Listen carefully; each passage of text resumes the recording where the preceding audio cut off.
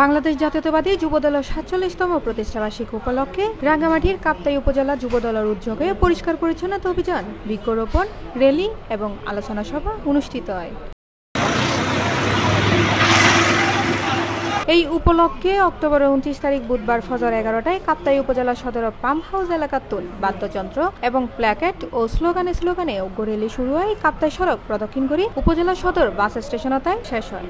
পরে বড়ইচৌরস্থ কাপ্তাই তুন চট্টগ্রাম সড়কত পরিষ্কার পরিচ্ছন্নতা অভিযান এবং বৃক্ষরোপণ কর্মসূচি পালন করা হয়।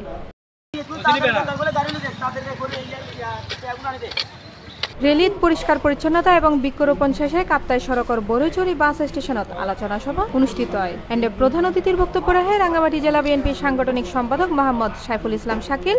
যাদেরকে আমরা সবসময় পাই, আমাদের ইউনিয়ন ৫ ইউনিয়নের নেতৃবৃন্দ, আপনাদের সকলের কাছে আমি কাপ্তাই উপজেলার পক্ষ থেকে আবারও আপনাদের কাছে ঋণী। ছাত্র রাজনীতি থেকে শুরু করে যুব দল পর্যন্ত শুরু করে সবসময় সঠিক সিদ্ধান্ত পরামর্শ দিয়ে থাকেন।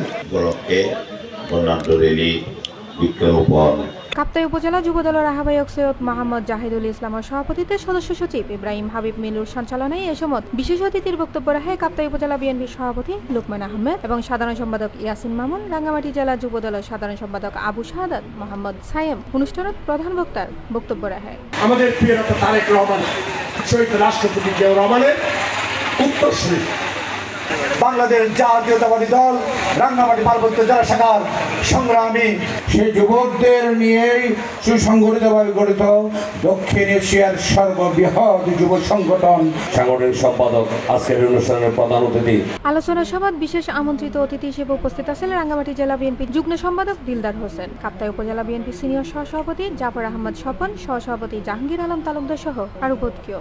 বাংলাদেশ জাতীয়তাবাদী দল কাপ্তাই উপজেলা শাখার পক্ষ থেকে রক্তিম শুভেচ্ছা অভিনন্দন জানাচ্ছি। র্যালি পরবর্তী আলোচনা সভার সম্মানিত সভাপতি বাংলাদেশ জাতীয়তাবাদী যুবদল করছি আজকের এই যুবদলের প্রতিষ্ঠাবার্ষিকীর অনুষ্ঠানত কাপ্তাই উপজেলা বিএনপির এবং অঙ্গ ও সহযোগী সংগঠনের উপজেলা, ইউনিয়ন এবং বিভিন্ন ওয়ার্ডের নেতাকর্মীরা উপস্থিত আছেন।